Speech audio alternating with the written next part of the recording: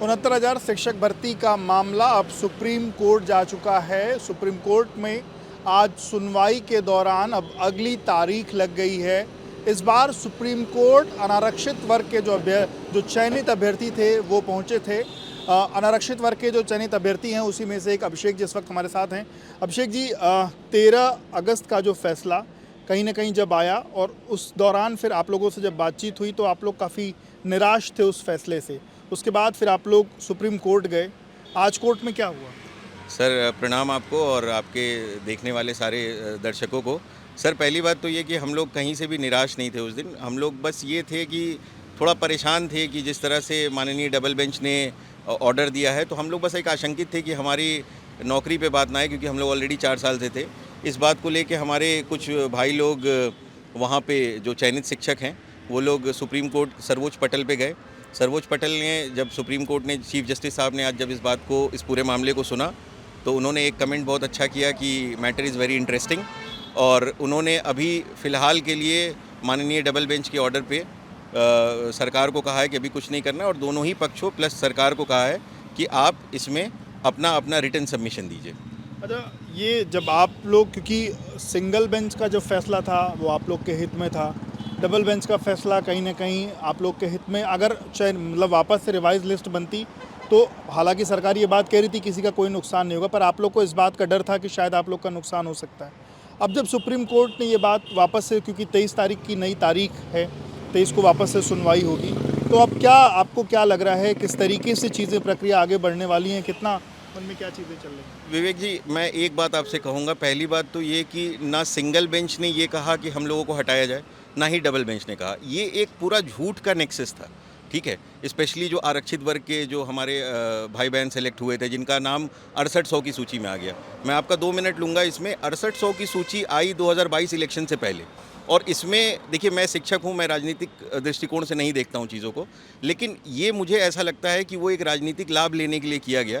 क्योंकि आपको ये भी समझना पड़ेगा, मैं इससे पहले भी कई जगह कहा हूँ कि उस सूची में सिर्फ और सिर्फ आरक्षित वर्ग के लोग थे। 1952 में जब से संवैधानिक संस्था यूपीएससी की बनी है, मैं आपको ये भी कोट करके कहता हूँ कि आज तक ऐसी कोई लिस्ट नहीं बनी जिसमें अनारक्षित और आरक्षित वर्ग दोनों ही रहते हैं। तो ऐसी कोई लिस्ट आज तक बनी ही नहीं जिसमें सिर्फ आरक्षित वर्ग के लोग हों, ठीक है। तो वो सरकार की जो भी मंशा उस वक्त रही हो, उस लिस्ट को लेके सबसे पहले ये लोग जो 6800 की सूची बनी थी, जिसके लिए सारा विवाद हुआ था, ये लोग पहले सिंगल बेंच में गए। सिंगल बेंच में माननीय न्यायाधीश ने उनसे सरकार से पूछा कि ये लिस्ट कहाँ से आई, ठीक है। तो सरकार ने जो कुछ भी वहाँ पे कहा, क्योंकि हम लोग तो टीचर हैं, हम लोग नॉर्मली स्कूल में रहते हैं, तो उस समय एक जजमेंट ये आया था कि आप चयनितों को टच किए बिना, अगर आपको लगता है कि कुछ आरक्षण की विसंगति हुई है, तो आप उनको एडजस्ट करिए। फिर ये लोग माननीय डबल बेंच में गए। डबल बेंच ने भी यही कहा कि ठीक है, आप अगर आरक्षण की विसंगति हुई है तो आप नई लिस्ट बनाइए। तो सर, इस नई लिस्ट में ये ज़रूरी तो नहीं है कि वो 6800 लोग आ जाएं या हम लोग चले जाएं, लेकिन हाँ, मन में एक आशंका थी जिसकी वजह से हम लोग चाहते थे कि सरकार की तरफ से एक कुछ रिटर्न में हम लोग को मिल जाए या कोई कार्य योजना स्पष्ट हो जाए। लेकिन जो वो नहीं हुई, तो हमें सर्वोच्च न्यायालय के दरवाजे पे जाने के अलावा सरकार से कुछ उम्मीद थी पर सरकार ने कुछ नहीं किया, इस कारण आपको कोर्ट जाना पड़ा। सर देखिए, 2 पहलू हैं इसके, ठीक है। हम डायरेक्टली सरकार को भी काउंटर नहीं कर सकते, इसलिए क्योंकि सरकार को जब नई लिस्ट बनानी होगी, सर 69,000 लोगों की सवाल है, जिसमें 67,867 लोग सेलेक्ट हुए हैं। नई सूची बनाने में सर समय लगता है, ठीक है। अब जैसे विपक्षी लोग कह रहे थे, विपक्षी तो कहना ठीक नहीं है, जो 6800 की सूची में है, वो लोग बार बार क्या कह रहे थे कि हमें आज ही दे दीजिए ज्वाइनिंग, हमें कल ज्वाइनिंग दे दीजिए, हमें नियुक्ति पत्र दे दीजिए। सर, इतनी बड़ी सूची बनाने में अगर उसको रिवाइज़ भी करना हो तो आपको थोड़ा वक्त लगेगा, आपको थोड़ा वक्त देना पड़ेगा।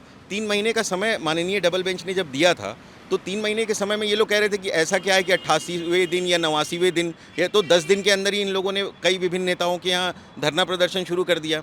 ये अराजकता है सर, ऐसा किसी ने नहीं कहा। हो सकता था कि उनके अंदर से, उनकी उस लिस्ट से 2-4 हज़ार लोग आ जाते, लेकिन हमें आशंका सिर्फ इस बात की थी कि कहीं हम लोग बाहर ना हो जाएं, जो हमारे चयनित शिक्षक हैं, जो निचले पायदान पे हैं।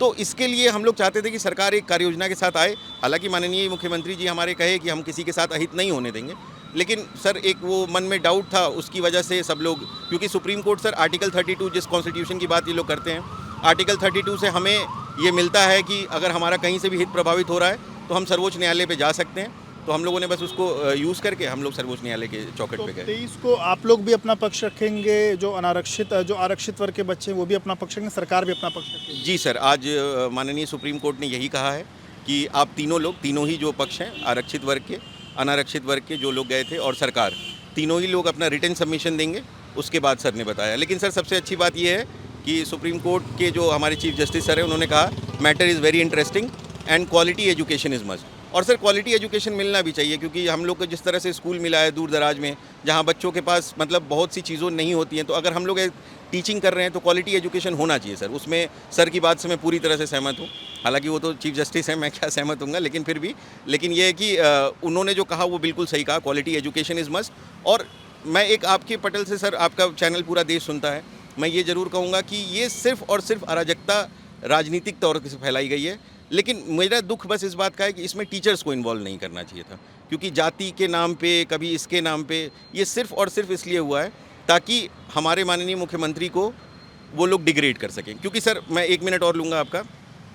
हुआ क्या कि सर जैसे 2015 में अखिलेश यादव जी की सरकार थी, बहुत अच्छी सरकार चल रही थी सर, ठीक है।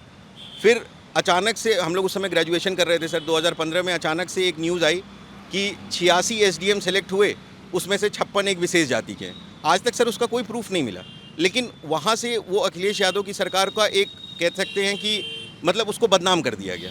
सिमिलरली सर हमारे प्रदेश का शायद ये एक अच्छा भाग्य है, ये कह लीजिए sir, good luck for our state की मतलब अखिलेश जी अगर नहीं रहे मुख्यमंत्री हमारे, जिस भी कारणों से, मैं शिक्षक के नाते मैं इसमें राजनीतिक नहीं करता हूँ सर इसे, तो हमें जब अगला मुख्यमंत्री जो हमें मिला वो भी उसी तरह से फायर ब्रांड थे। मैं दोनों का कंपैरिजन नहीं कर रहा हूँ, लेकिन योगी जी भी बहुत अच्छे हैं, ठीक है। अब सर 7 साल में इनके लिए तो कुछ मिला नहीं कि इनको कैसे बदनाम करें, तो अब इन लोगों ने एक नई बात लाई कि 69,000 में घोटाला हो गया। सर मैं आपके पटल से फिर कह रहा हूँ, 67,867 में ये लोग किसी से भी लिस्ट बनवा लें। इसमें जितनी नियमावली की ये लोग बात करें, 1981 की नियमावली बात कर लें, जो कि पैरा 3 और उसका क्लॉज 4 कहता है कि ये डिस्ट्रिक्ट लेवल की परिषदीय ये वैकेंसी है, ठीक है, उसको भी फॉलो किया गया है। 1994 का जो नियमावली है उसको भी फॉलो किया गया है सर, और 1994 की नियमावली तो ऑलरेडी विवादित है, उस पर 2-3 केस ऑलरेडी उसमें क्या कहते हैं न्यायालय में लंबित है। तो जब जाहिर सी बात है कि जिस चीज़ को लेके आप लोगों ने इतना बड़ा बखेड़ा कर दिया, ठीक है, तो ये थोड़ा सा दुख होता है सर कि इतनी अराजकता से बात नहीं रखनी चाहिए। क्योंकि सर मैं एक बात और आपको कहूँगा, ये 3-4 दिन पहले ये लोग आशीष पटेल जी के घर पे थे। आशीष पटेल जी हमारे कैबिनेट मंत्री हैं, उनके पास भी सर अपना काम होगा, ठीक है। अगर आपको लिस्ट निकलवानी है तो आप कहाँ जाएंगे सर? आप जो उस संबंधित विभाग के मंत्री हैं उनके पास जाएंगे। अगर आप मॉल एवेन्यू में जाएँ तो 6 नंबर बंगला हमारे माननीय बेसिक शिक्षा मंत्री का है, 7 नंबर बंगला आशीष पटेल जी का है, तो आप 7 नंबर बंगले पर धरना कर सकते हैं, और 6 नंबर जो हमारे माननीय बेसिक शिक्षा मंत्री हैं उनको आप कुछ नहीं बता रहे हैं, तो लिस्ट जल्दी आएगी कैसे? अगर आप इतना जल्दी आपको थी लिस्ट की, तो आपको बेसिक शिक्षा विभाग से लेके बेसिक शिक्षा मंत्री से बात करनी चाहिए थी। आप वहाँ पे आशीष पटेल जी के घर क्या कर रहे थे?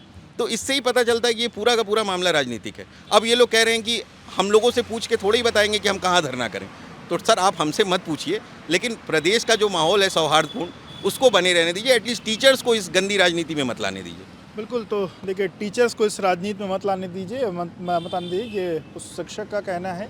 जो लोग अनारक्षित वर्ग से आते हैं और इस पूरी जो शिक्षा जो अभी पूरी व्यवस्था जो चल रही है 69,000 वाली, उसमें ये सभी लोग चयनित हैं। और पिछले दिनों जो इलाहाबाद हाईकोर्ट की लखनऊ की डबल बेंच का जो फैसला आया था, उसके बाद कहीं ना कहीं इन लोग के मन में संशय था, ये लोग सुप्रीम कोर्ट गए थे। पर फिलहाल आज सुप्रीम कोर्ट ने जिस तरीके से जो टिप्पणी की है, उससे कहीं ना कहीं जो अनारक्षित वर्ग के जो लोग हैं वो बेहद खुश हैं। विवेक राय, ABP लाइव के लिए। For exclusive and insightful videos, subscribe to our new channel ABP Live Premium.